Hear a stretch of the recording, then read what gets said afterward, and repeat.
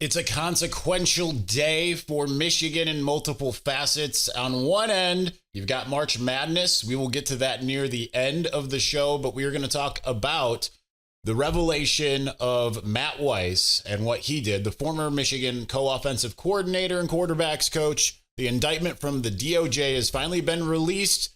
We can talk about everything that is in that release, and we're going to do so here on this episode of Locked On Wolverines.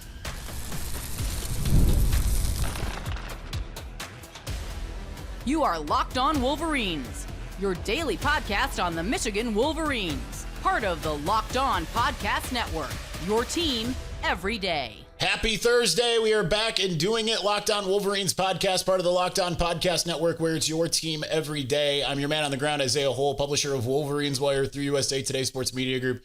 Proud to say today, and I think this is why they sent these things to me, I can finally fit into this State and Liberty shirt that they sent me after the national championship game. So shout out to Carl Farion over at State and Liberty. We got to talk about Matt Weiss. Now, certainly you're going to see all kinds of rival spin. We'll get to that probably more in segment 2. Number one, what he did was beyond despicable if the charges are true. And we had the hearsay kind of version of what this was, and it turns out this was exactly what I had been alluding to. Because remember, there was all of the talk about this connecting to other things and just the fever dream of rivals. Again, we'll get to that in segment 2. Let's get to actually what the DOJ had to say in their indictment. They made their announcement saying former University of Michigan co-offensive coordinator Matthew Weiss, age 42 of Ann Arbor, was charged today in a 24-count indictment alleging 14 counts of unauthorized access to computers and 10 counts of aggravated identity theft. Acting United States Attorney Julie A. Beck announced. Now, they get into detail about what this was. And this is kind of what we alluded to. Again, this was something that it was complete hearsay. And it was in the Fed's hands before all of you rivals that want to try to act like I did something wrong here. And it's just absolutely just gross behavior. And I have a lesson to be learned here with this that I will kind of impart. This is what the release says. According to the indictment, between approximately 2015 and January 2023. So he was fired basically as soon as his house got raided for what they were calling computer access crimes. 2015, he was with the Baltimore Ravens. He had been there for quite some time, starting as a GA or not GA, but just like an assistant, like an intern, and moving his way up to pass game coordinator, run game coordinator, actually over there. It says that Weiss gained unauthorized access to student-athlete databases of more than 100 colleges and universities that were maintained by a third-party vendor.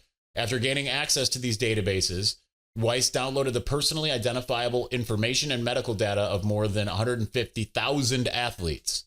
Using the information that he obtained from the student-athlete databases, I'm saying databases, I'm just choosing my own adventure as far as that's concerned, and his own research, Weiss was able to obtain access to the social media, email, and or cloud storage accounts of more than 2,000 target athletes. Weiss also illegally obtained access to the social media, email, and or cloud storage accounts of more than 1,300 additional students and or alumni from universities across the country. Once Weiss obtained access to these accounts, he downloaded personal, intimate digital photographs and videos that were never intended to be shared beyond intimate partners. That's the crux of the whole thing. And yes, that was what the inside info had alleged, and now we know that that is absolutely true. It's beyond gross behavior. It's what is the word I was going to say? Not maligned. It is malignant behavior, but it's absolutely detestable, right? That's such a breach of privacy. That's such a breach of ethics. It's reprehensible. It's all of the things that you can say about someone's behavior. And it's just unacceptable for anyone to do anything of this sort. And the magnitude of it is staggering. That's the part that I had, as far as what was kind of being alleged, or at least the hearsay about it, was that this was happening more so with like Michigan athletes, but it's pretty clear that that wasn't even athletes, it was just co-eds. That was kind of the word that was used. This is so much further and deeper than I was led to believe. And I think that anyone was really led to believe, as far as the people who had kind of gotten just like a nod of like, hey, this is what had happened. It's reprehensible is probably the best word I can use. It's disgusting. It's beyond disgusting. And it deserves to be shamed, right? Like, there's not going to be any sugarcoating here. There's not going to be any, like for anyone who thinks that we are of the type that are going to sit here and try to make excuses. I will say for the program did the right thing by letting him go as soon as this happened, right? Like, he was gone and no one really knew why in that moment. It was only over the course of the next several years that some people that are more insidery than me started saying, okay, here's what we're hearing happened, right? And sharing that info with me. It's not my own intel, but it's, kudos to the program, but like, you're not going to see any excuses, right? Like, this is inexcusable. This, like I said, disgusting, is reprehensible, and he deserves the whatever punishment. It sounds like it would be like a 5-year prison sentence, according to Dan Wetzel on Twitter. That sounds like that's likely what it would come of this if he is in fact charged, or he is charged, but if he is found guilty of this. Now, that said, I mean, I do want to give the, innocent until proven guilty, but I mean, the fact that they've gone ahead with the charge and we're, 2 years removed from the initial raid on his house, kind of tells you that they've got the evidence to back it up. So, nonetheless, if you're a believer, pray for him that he'll come to repentance on this. And what the lesson is here is it just shows kind of like the depraved mind will go to any length to continue the depravity. So it's a sad story for everyone involved. It's sad for the victims of this, who had their had things that were not intended to make its way outside of private conversations, into the hands of someone who has ill intentions, right? Like that's beyond sad. I can't imagine the invasion of privacy that in and of itself is. But it's also sad that someone would be so depraved to go down this road, and whatever behavior they've justified to themselves and such, it's absolutely beyond ridiculous. And like I said, deserves any punishment he gets. But now we know for sure what the charges are. And turns out it's not what your favorite rival provocateurs wanted to make it into.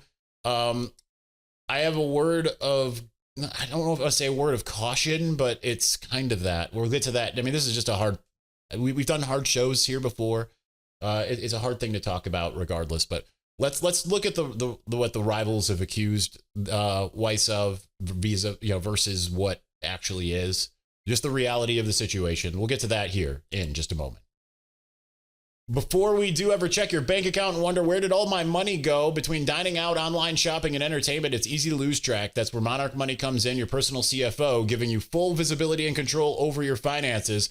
Monarch Money isn't just a budgeting app, it's a complete financial command center. You can track all your accounts, investments, and spending all in one place, so you stop managing your money and start building wealth.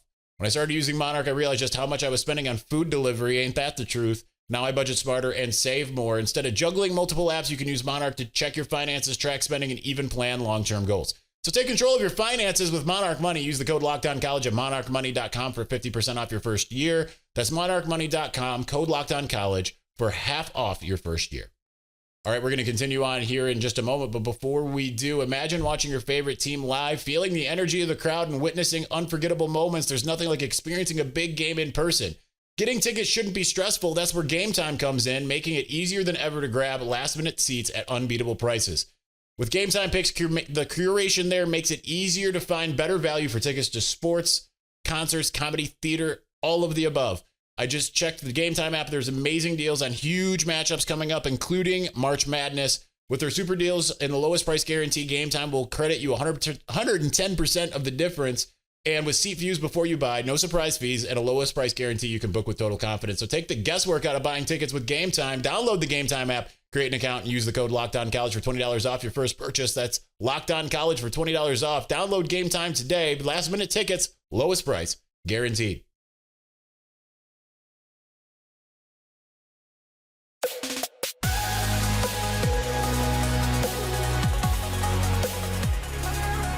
All right, so I've already just, this story's been out for about a half hour before I sat down to record this. Obviously, wrote out my own piece for Wolverines Wire, and I've already seen all the rivalry fodder already. And number one, just stop it, right? Like, there's a line if you're a rival that you can draw, and it shouldn't be fodder for like to try to gain some sense of moral superiority. When there is a failure of some sort at the university level, if there's any kind of cover up, which there wasn't in this case, right? That Michigan, as soon as it was discovered, he was gone. Okay. And again, he did this going back to 2015 when he was with the Ravens. Somehow he got, again, it's a third party vendor. This wasn't like he got on campus and suddenly he was off to the races here. But there is a proclivity of people to make these things into some sense of purity test from a morality standpoint. And it's absurd, right? And that's why you saw like the best way I can put it is the pissing match between MSU with or Michigan fans towards MSU with Larry Nassar, and then Michigan State and Ohio State with Robert Anderson, Dr. Anderson, and then you had the Ohio State wrestling and all. Honestly, like, these aren't things that should be involved in, and not to be on a soapbox of any sort, but these aren't things that should be involved in your sports rivalry discourse. It just shouldn't be, because it has nothing to do with the actual things that are happening on the field. It's what Matt Weiss did was beyond disgusting. It's, like I said, beyond reprehensible if these charges are true. And everyone should feel sad about that was able to happen. However it happened, everyone should feel disgusted, outraged, all of the above about it. But it should not, just like the Larry Nassar of it all, just like the Ohio State wrestling, just like the Dr. Anderson stuff, no one should be looking at that and saying, or Jerry Sandusky or any of these things, as something to get a moral leg up on your the rival fan across the aisle. That's just ridiculous, right? Like, keep it to being on the field, right? Because if there's one thing that can kind of tell you, because I just listed 4 essential rivals. I mean, Penn State's unrivaled, but nonetheless, is that evil persists. Evil exists and it persists. Okay. To use the biblical principle, like, take the log out of your own eye before you remove the speck out of your brother's eye. And in terms of what these universities have done, or people within these universities, rather, it's all been terrible, all of it. So to sit and try to make it into something, and I'm not trying to say like, oh, well, Michigan did it, and so did Ohio State, or so did Michigan State. No, I'm saying everybody stop it. I'm saying Michigan fans need to stop it with the other schools need to stop it with Michigan, all of the above, because this transcends sports and gets into a completely different realm that has no part of the sports discourse. And I just think that it's beyond ridiculous when you start to find it entering sports discourse, because then you can't even like, all the fun is lost of the actual thing that has nothing to do with the terrible thing that happened, right? And that's not fair to the student athletes who are actually doing what they're supposed to be doing, right? When it becomes this thing. Now, as far as the rival fans, I see still just like this. Oh, well, this was how the Connor stuff got revealed to, like, the FBI, found it, and then they gave it to the NCAA. No, that's not what happened. That's not at all what the story is. It's ridiculous wish casting. As I've said all along, these are 2 very separate cases. And if you're listening to the accounts that are out there promoting this nonsense, these fever dreams, this should tell you that they're embroiled in conspiracy absurdity that they're just not going to stop because it's the red meat to their fan base. Now, I do think that is a little bit more fair game when it's like on-field scandals. Obviously, I don't love it. And obviously, I think that I know that what all of these rival factions are saying about the Connor Stallion stuff is made up out of whole cloth, right? Like it's just inaccurate. And gee, I wonder how I would know that. But it's like, to me, that's a little bit more fair game. It's obnoxious, but it's more fair game than like actual people being hurt, which is the case of this Matt Weiss thing. But I'm also here to tell you that plays no part in anything that Michigan's gone through. There's no big gambling ring. There's no like that, you know, it starts getting into the JFK conspiracy stuff. And how are those 80,000 files working out for everybody right now, right? Like they're not telling anybody anything when it comes to the JFK stuff. So at some point, a spade is just a spade and you just need to let it go. And I urge the people who watch and listen, who are from rival fan bases, don't turn this into something about the University of Michigan. And on the same note, if another terrible thing happens at a rival university, I'll say the same thing about to Michigan fans about the opposite, because it just doesn't have a place in the discourse. What's the point in it other than to try to put yourself on some kind of pedestal and make yourself look and feel better? This is a moment when everyone should feel like, how could this happen? How did it happen? How could it happen? What can be done to stop it? And I think everyone is probably on the same page that if Matt Weiss is found to be guilty of this crime, that he deserves whatever punishment he gets. So that's where I think everyone should actually come together in that, rather than it become this pissing match over which school is the least evil, basically.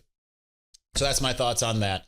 And certainly we're going to see it go to 11 with the ridiculousness of trying to somehow pin this in with the other Burgergate and Connor and all that stuff. And it just has no place there. I can tell you with a very strong degree of certainty about that. All right.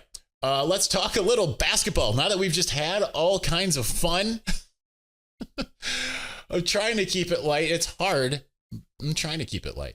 But let's continue on as Michigan's about to take on UC San Diego this evening. We will talk about that here in just a moment.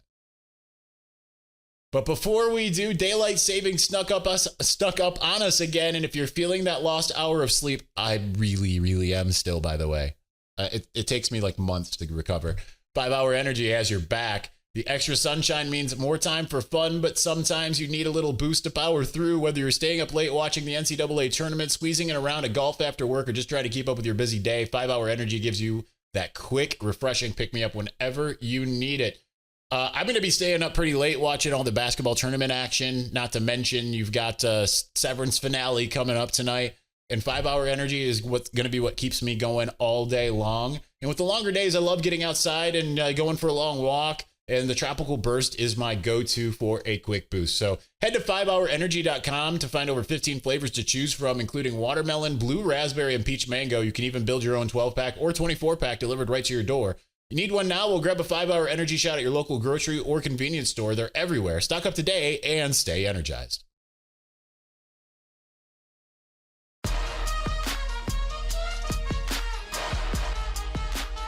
All right, let's talk a little Michigan basketball. They take on UC San Diego, the team with the longest winning streak in the country at this point.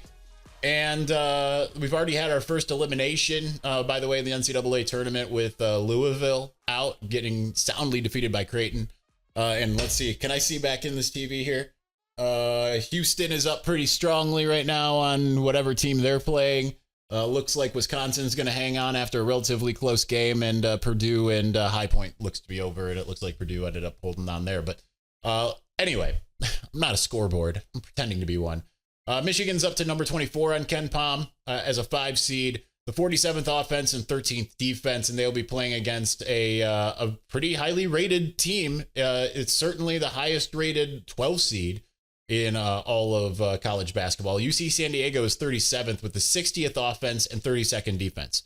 Now, they are a popular pick to have the upset.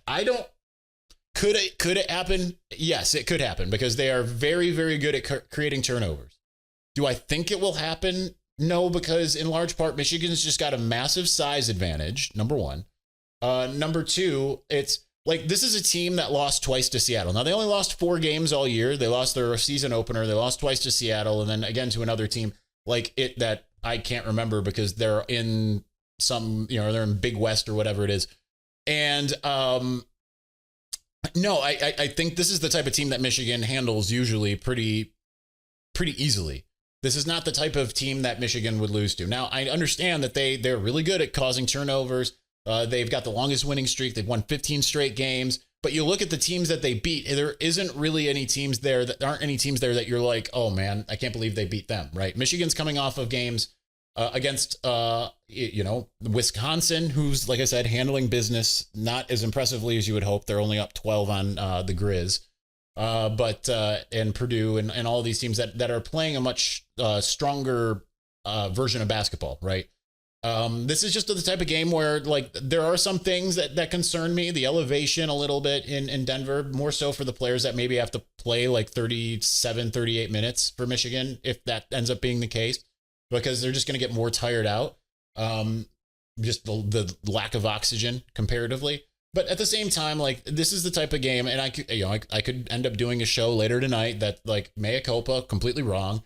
But this is the type of game where I feel like Michigan ends up rolling. I feel like this is the type of game where Michigan ends up winning by like 20 something, because I feel like Michigan, what we saw in the Big Ten tournament was Michigan, doing kind of what we've known them to do for most of the year, minus the month of February and early March, where it plays to the level of its competition.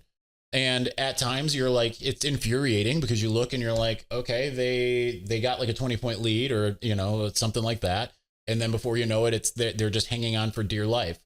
This is just not the type of team that I think is capable. I mean, it's worse in every metric, except for the fact that, hey, it is a team that likes to cause turnovers. Michigan's Achilles heel is that. But Michigan has still managed to win big time against a lot of teams despite all of that. So I think this is, as long as Michigan isn't making a bunch of really dumb mistakes, I think Michigan absolutely rolls. And I think that this is that they go on and face either Texas A&M and Yale. So we'll see.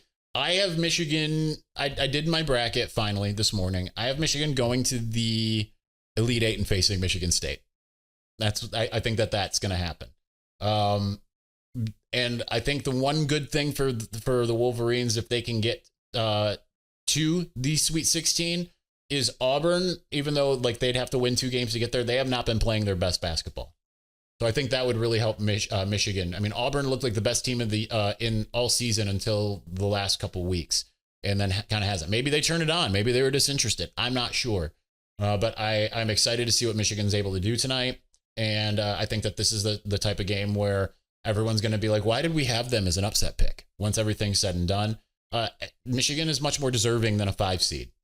And I think UC San Diego has to be sitting there kind of kicking itself like, yeah, man, we're the highest rated 12 seed out there. But yet we matched up with a team that should have probably been a 3 or 4 seed ultimately. And that's just where they live. Anyway, that's going to do it for us today. We will be back on Friday to talk about, it'll be probably a little bit later because we got pro day tomorrow. But we will talk about the game and any interesting bits that come out of pro day. We will do that. And I was going to say here in just a moment, but this is the end of the show. So anyway, thanks for watching. Thanks for listening. We'll talk to you again soon. Thanks again to the State and Liberty. Peace.